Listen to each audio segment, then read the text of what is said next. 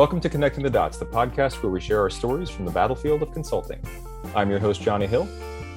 I'm Chad Huh. I'm Sebastian Good. I'm Phil Gambling. Hey, I'm Kareem Jamon.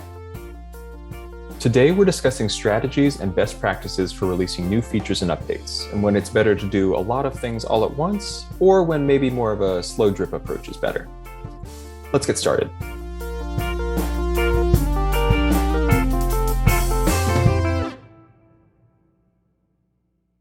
So starting off, I guess we should kind of define what kind of updates we're referring to, because there are lots of different ways you could take that note on like the kinds of things that you're implementing, the kind of updates you're putting out. So what are some of those kinds of things, and how does that maybe affect the strategy that you're going to take? The first thing I'm thinking of putting my dev hat on is, we're talking about feature and bug fixes to existing software. When do we release that? But I know we were also probably talking about when do I have like more the broader product strategy of like rolling out like a redesign, right? We're going to reskin this site completely. When do we like hit, our users with that, even if it's ready to go? I think a lot of our experience at Expero, we get brought in to do kind of modernization projects. So then that is a bigger question of, okay, well, how much are we going to modernize, and how do we roll that out, across likely a large complex product?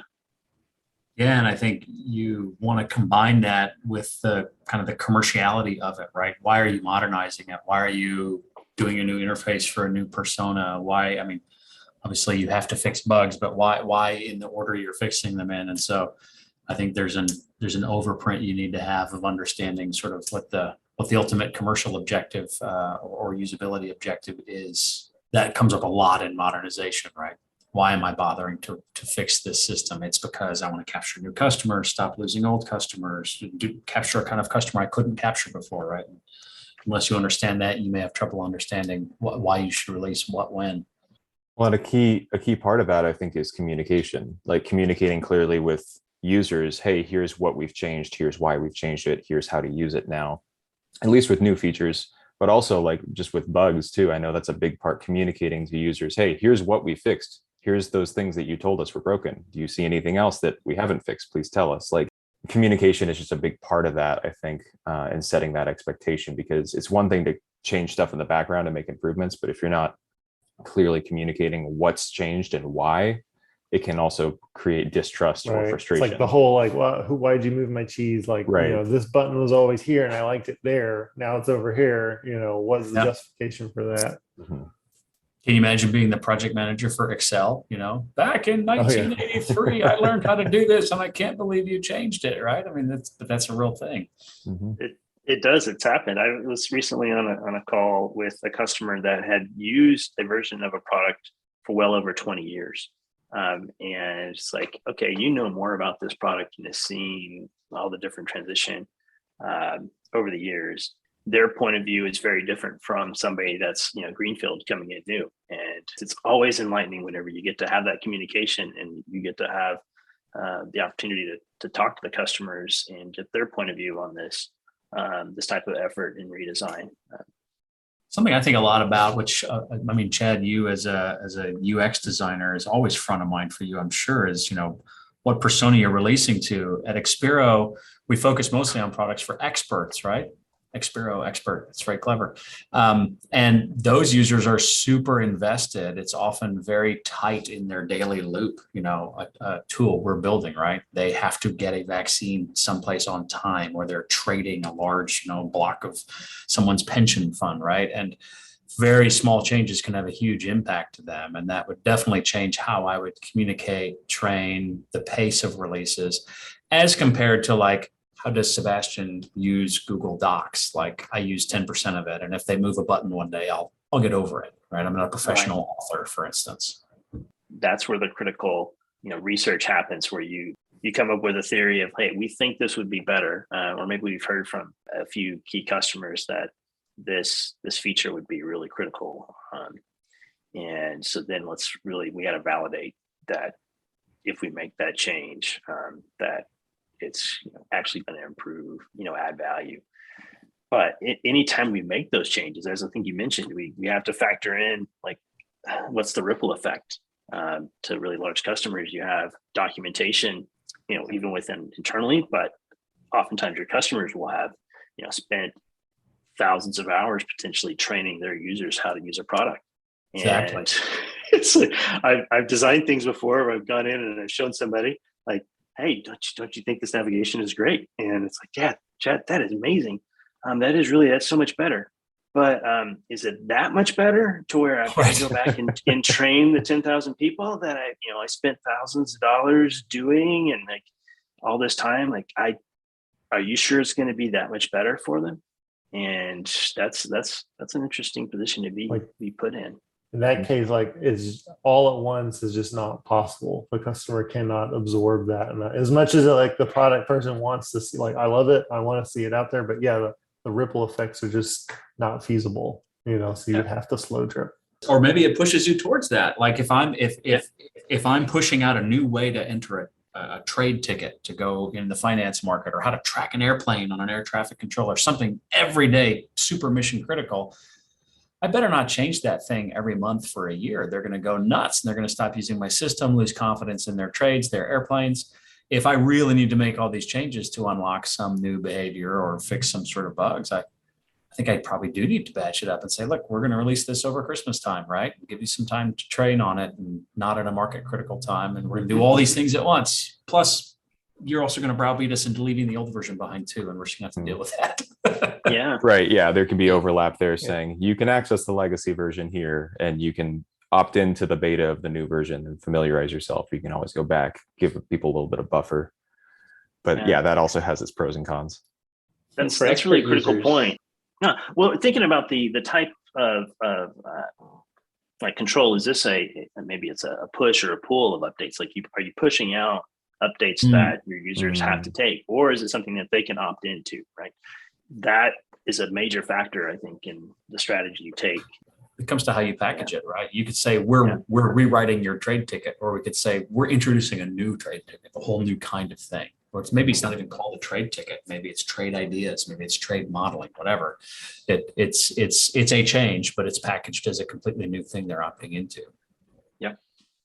And for expert users that don't have time, they'll probably not opt in until the final version is there.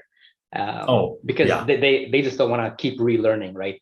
They have their mental model built in, and for expert users especially, they go against the grain where instead of having things spaced out, they don't have time to discover. They want to cram everything in. And that's where, user testing is even more important, because there might be two critical buttons right next to each other, right? Administer extra vaccine, or no, don't do it, right? And they're not even reading the text. They're like just going by clicking by muscle memory. And so you have to be very careful. Versus test the launch nuke button. Yeah, Oh, or the AC button right next to the fire weapon missile selector, button, right? And that's the one in a jet. Well, I think there's also an interesting element, Chad, you were talking about, like with, oh, look, I've redesigned the navigation here. It's so much better. I think there's also a very real danger just to be aware of, like, are you chasing a trend, or are you implementing actual improvements? Because, every couple of years there's a new approach to things, or there'll be a new visual style, and those things often can be helpful for keeping a brand seeming like they're on top of things, or like they're, keeping up with stuff, keeping things modern. But you can also do that too far to where you're constantly changing things with every new trend, where it's just ultimately unhelpful and annoying for users. So there's a balance there too, with making sure people know the application is constantly being worked on, constantly getting better. That's great. That provides value, but not so much to where the majority of updates are just like, constantly changing things. I mean, as a consumer, don't you hate that update, which is like, our team has been hard at work creating a whole new look and feel. And like, I get it. Developers want to do something cool, but how does this actually help me? But you're exactly right. And we see this all the time with expert users, where your app may have world-beating whatever algorithms, AI, connectivity, whatever it is that makes it great. But if it looks like it was written in Visual Basic, new users will assume it does not. They will assume it is old and busted. It has to at least look relatively fresh. A great example I heard the other day was a lot of modern electronics, like power adapters and toys and stuff, are made with components that are so light they actually include weights inside them so that they feel like they have some heft. They feel important and this could convert my power, because you would just assume a half-ounce thing is not adequate to convert your power. So you open up and find screws and weights in them. It's like that perception is just as important as the function. That's absolutely right. They actually do that on phones too. Like there's a trend to make phones lighter and lighter, and now they've started adding some more weight to it because you're paying so much for it. You want it to have some heft, so it feels like a premium device. It's like, yeah, this was worth the 800 or 1,000. So you're saying when we add shadows to our buttons, we're making the product seem better, more substantial and smart. I like it. More effort went into it. True, right. True. It's marketing to an extent. Or market perception. But I suppose those UI trends kind of add to the conceptual weight of the updates, since we're talking about frequency of updates. If I dump you a whole new look and feel, but I didn't actually fix the application at all, I may have used a lot of your attention budget for the year for something that maybe didn't help in terms of functionality I'm trying to roll out. Yeah, like that could completely backfire in that. But this bug that's been killing me for a year, you didn't address that. So you had time to rebrand everything. That could really frustrate some users, especially your long-term users. Well, that kind of brings back, at the very beginning of the conversation, we were talking about in the context of bugs and features, but even those are completely different. Like the way you approach bug fixing is often going to be different. And the way you would release those, often if it's like a critical bug, it's very different from introducing like a whole new feature. So there are going to be slight differences there as well in terms of prioritization and how those things are communicated, especially if you're getting a lot of people complaining about, a specific bug that's making things difficult. That's going to get prioritized. Or if users are saying, there's this one feature I've been wanting for years and years and years, and you still haven't put it out. So I don't know, there's some nuance there as well with, bug fixes and feature releases often go together, but there are also just releases that are just one or just the other, depending on how critical it is, right? Right. Like you presumably are never slow dripping bug fixes. Those are just regularly coming out. Unless maybe it's some bug like feature that has a lot of consequences that, if we change the way that works, right. People are used to working around it. That'll have implications. So even bugs, I don't think are completely straightforward, but I think most of the time, you want to release that as soon as you can. But of course, is that at the cost of there's all this feature development that we also need to get to, and so we also can't hold all of that up. That still needs to come out. So if it's critical, I think like you said, Johnny, critical bugs, you would not hold that up. But maybe those lesser issues, they kind of get blended in and into the regular cadence of updates. This is where we also need to engage with what is the reality on the ground. So we've been talking, I think, so far about if you had a perfectly responsive engineering team and a perfectly responsive design team and a perfectly functioning communications channel, what are some of the trade-offs? But I mean, as consultants, we're often brought in where companies have come up short or need additional help or are looking at a major change. And some of the things we see often are like, we'd love to release more often, but it actually takes us 2 months to QA, this product. Like we don't have any choice but to bunch them up every 2 months. And so then we need to talk about, how do we communicate, or how do we do that? Or maybe we need to spend our effort less on wrestling with the epistemological, vagaries of what we should or shouldn't be doing. We need to give their engineering team the capacity to make the choice in the first place. Like, can you get your QA cycle down to 1 week or 1 month for certain kinds of bugs? That's definitely the factor. Is that reality of how long would it take you to release this massive amount of effort? And then balance that with the QA effort that goes along with it, versus the risk that you're taking of putting out something that your customers don't necessarily love, and you have to maybe roll back or make edits to. It really changes based on the kind of software you're building. Since we build software for experts, often our user base numbers in the hundreds, thousands, maybe 10,000s, because these are at maybe large companies, but very specific roles doing very complex things. That's just a different game than if I'm releasing Google Calendar to, 1.5 billion people. I can make a lot of choices about slow drip, fast drip, beta feed, right? A/B testing that aren't necessarily a smart thing, Hey, air traffic controller, you may or may not have the latest update, right? Have fun today, right? Yeah, exactly. Yeah, that's true. Let's talk a little bit more about that, like just how the scope of the effort affects the strategy that you take. Like you were saying, how many users is this really going out to, and what's their expertise in it? Like that's going to affect whether you can do small things over time versus everything at once.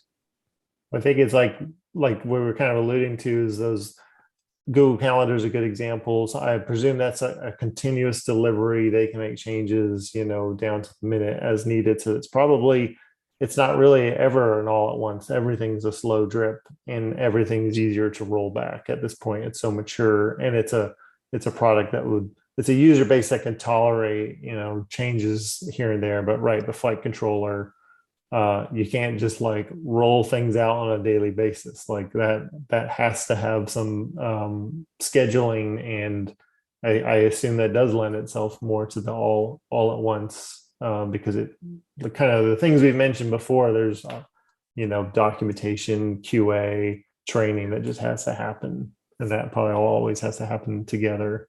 The large things like Google Calendar actually have yet another dimension because they're releasing continuously, but they're not releasing to everyone at the same time either, right?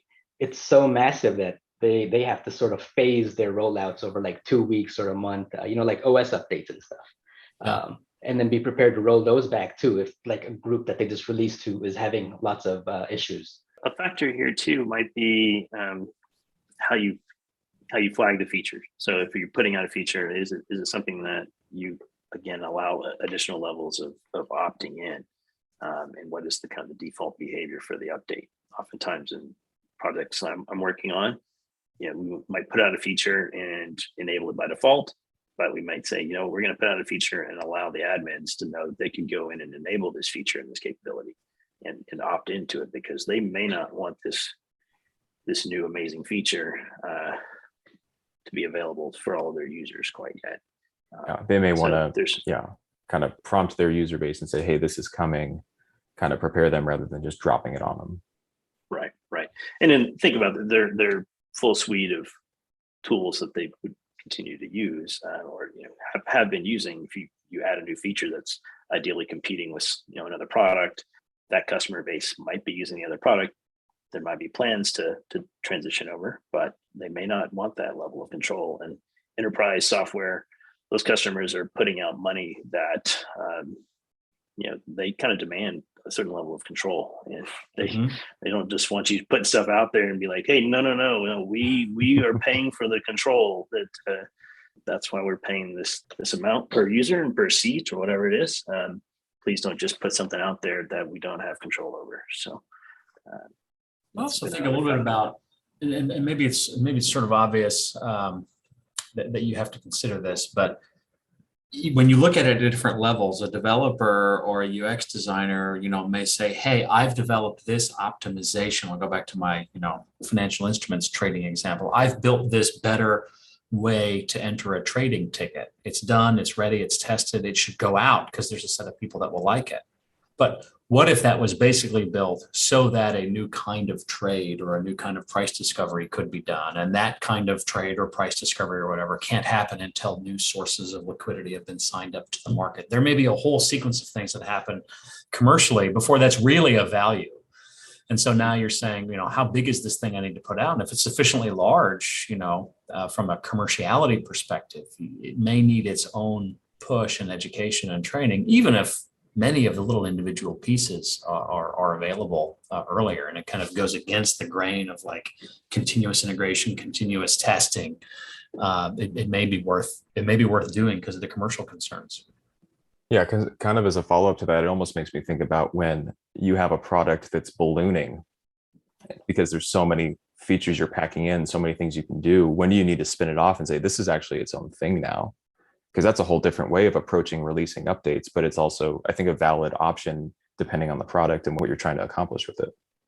We're looking at this with one of our clients right now. Exactly. It's part of what's nice about it is it's a big platform that does three important integrated things together: trading, compliance, and portfolio management, as an example. But each of them could conceivably be a standalone product, and it starts to make life a lot easier if you allow them to be that way, both for commercial reasons and for technical reasons. So you can actually grant yourself sort of some freedom by doing that. I think that's exactly right.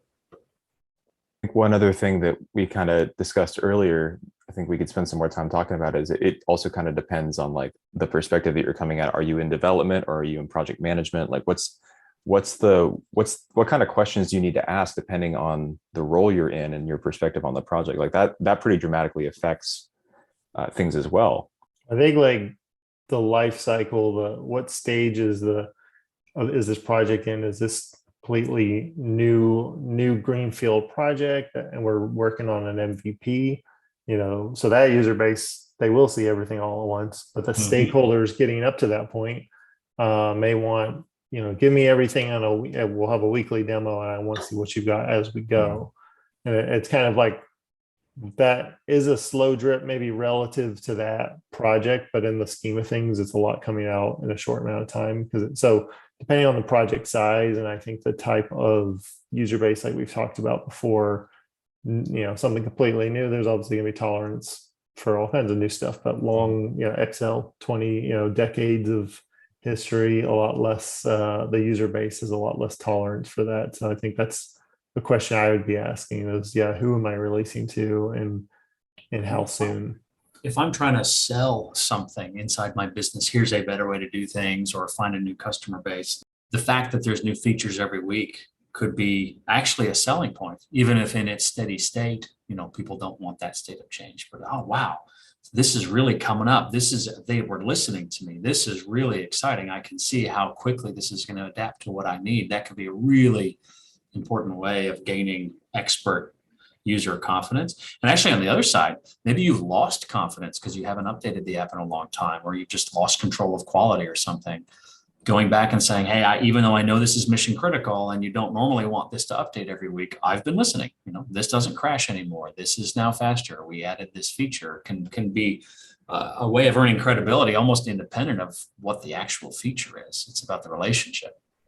Yeah, that's great. And I've heard that feedback directly, Sebastian, from customers in one of these redesign projects recently, where they said, you have a customer base that just has gotten used to this product feeling old. Like, can you just how quickly can you do something visual and that really gives that impression that changes are happening.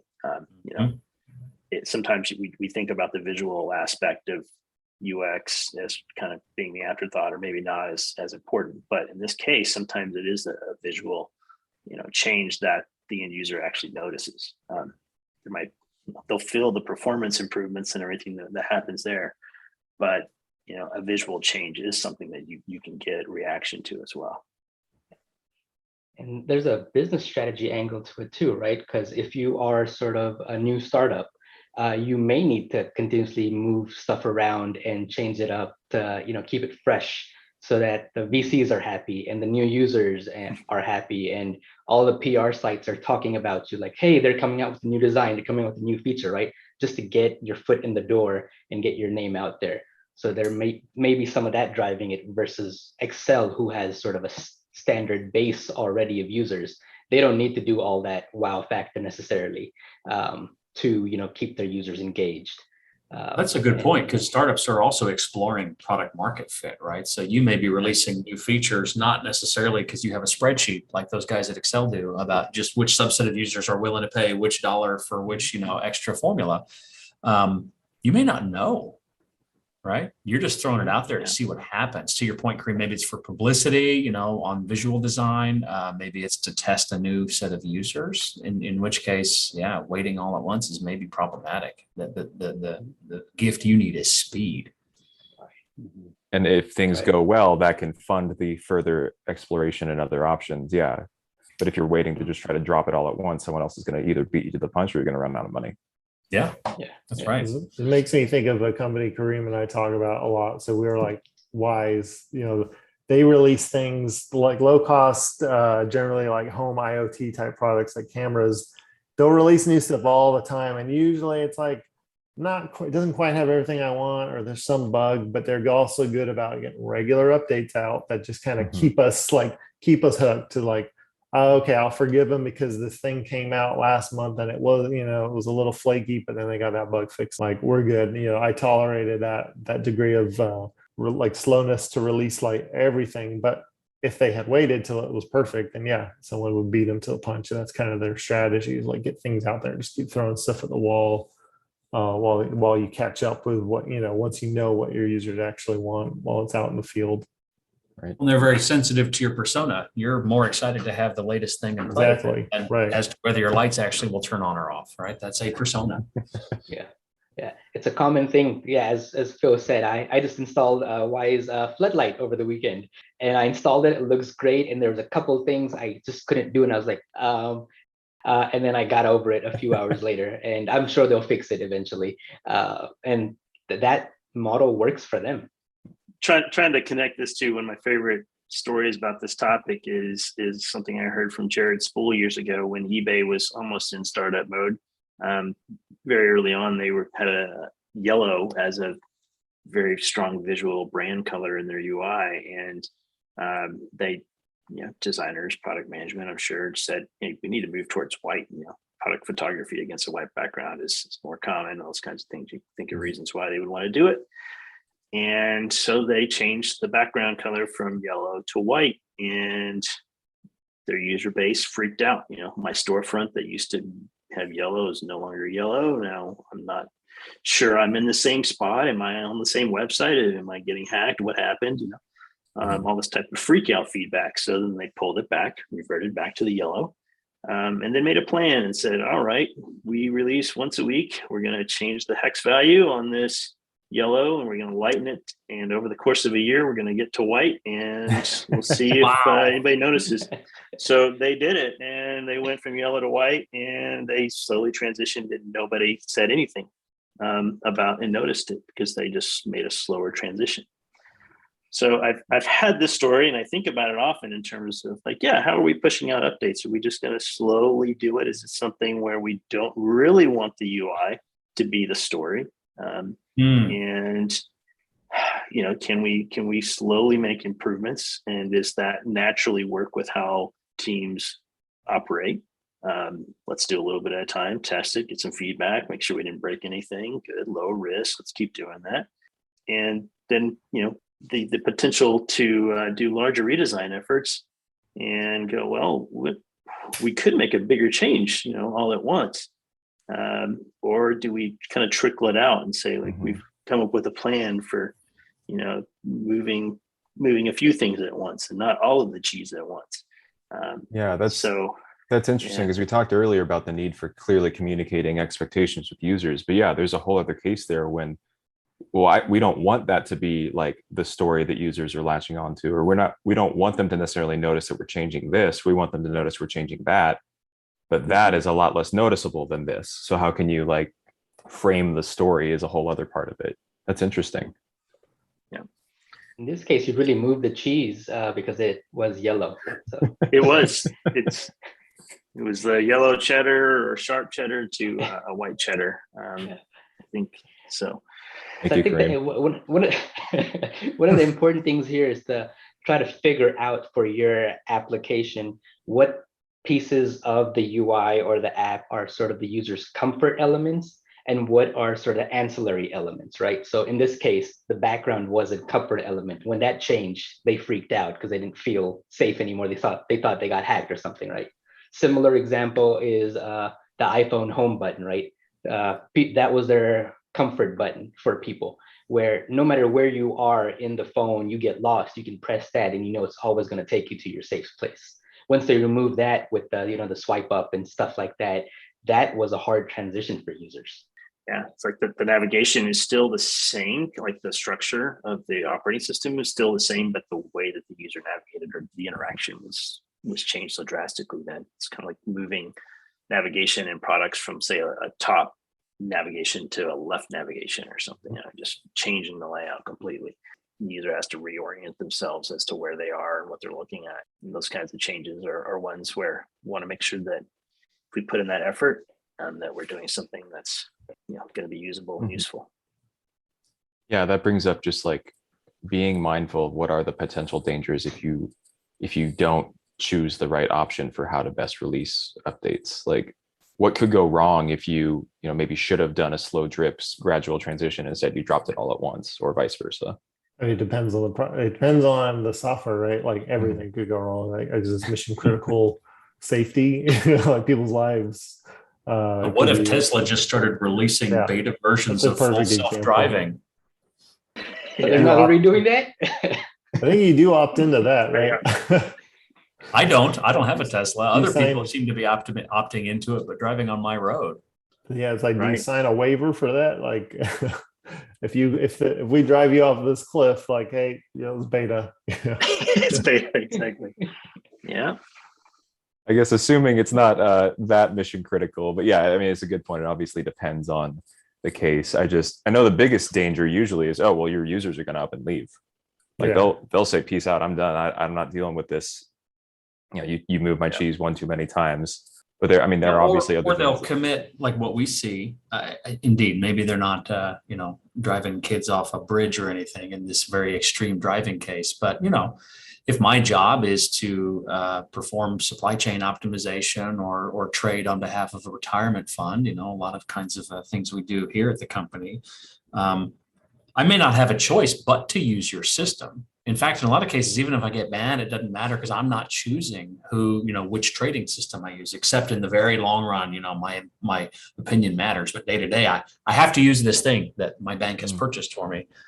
Well, the impact could be that I screw it up, right? Like I could lose my job because I entered the wrong trade, or we don't get the fertilizer to market on time, and it's ultimately my fault. And in big complex enterprise environments, it'd be truly rare to say, well, because you use this one button, these kids didn't get their shots. It's usually a lot of things that happen, but it could be a real important effect if you're using the kind of software we build, because it's for these expert users.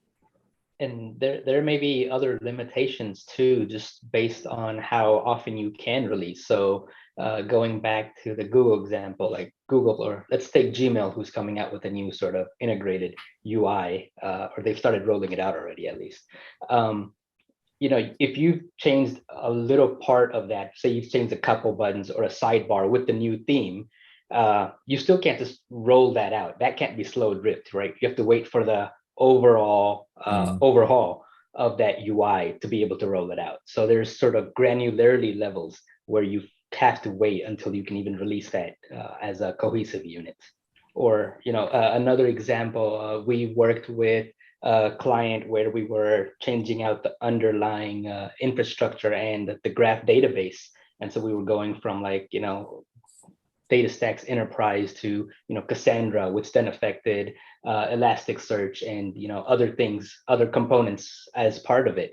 There was no way to just do a slow drip for that because it's such a massive overhaul of the underlying system that you had to have it living in a parallel branch and working on that, upgrading that until you can roll it back all at once into the main core. That kind of echoes back to choosing an approach that you can carry out, which is, I guess, sounds silly when you say it that way. But if your plan is a slow drip over a year, and Chad, obviously it's fairly easy to go change one color over 52 weeks. Probably that was a very small technical change, but we could imagine it wasn't that simple. If your organization doesn't have the capacity to do that, you need to rule it out. And I think it can be very easy for that question of, can we do this? To not really be examined or answered correctly at the highest levels. I mean, hypothetically, if you were doing a home renovation and your whole second floor was being ripped out, you can just live there and have slow drips. It's almost that you move out and then you move back in all at once, just hypothetically. Well, as an example I use a lot. I tell people you can't put 3 bedrooms onto your house by working Sunday afternoons. If you don't have the budget to make the big change that's required for commercial reasons, then you probably shouldn't start. You need to find a way to advocate for the larger budget through a proof of concept or a pilot or something, or you need to right size your ambition, to what's there. To use the home analogy, depending on the size of your project, if I'm just repainting, I can do that room by room, and that's a slow drip process. There might be paint dripping on the floor, but that's an acceptable risk. But kind of like to Sebastian's point, if you're going to add 3 bedrooms, And that has major implications to, water is going to be turned off, power is going to be turned off. There won't be a roof for a while, things like that. You kind of have to do that all at once. So if you're, to use the home example, that's when your users need to just get out and work without their software, work with the legacy software for a while before they can adopt the new change. And I think either way, you need a plan.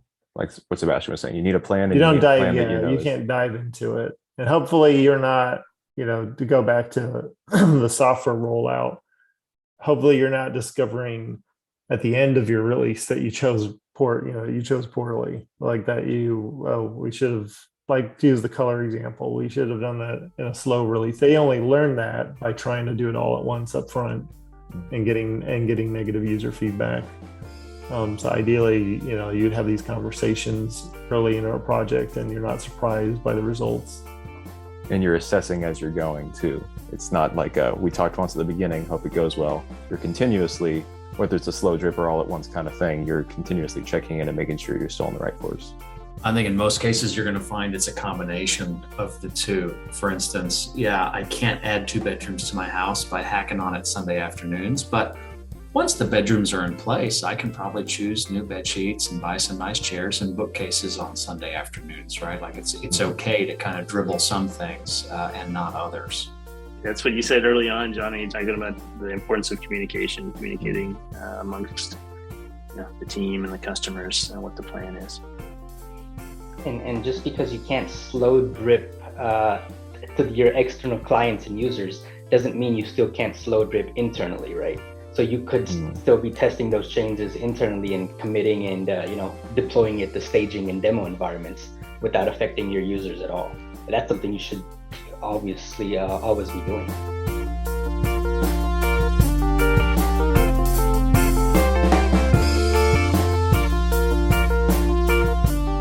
Thanks for connecting with us today. If you have a complex software problem that needs solving, thoughts on what we discussed today, or ideas on what topics we should tackle next, feel free to reach out to us at podcast@experoinc.com or on Twitter @experoinc. We'd love to hear from you. Thanks again for joining us, and we look forward to connecting with you next time.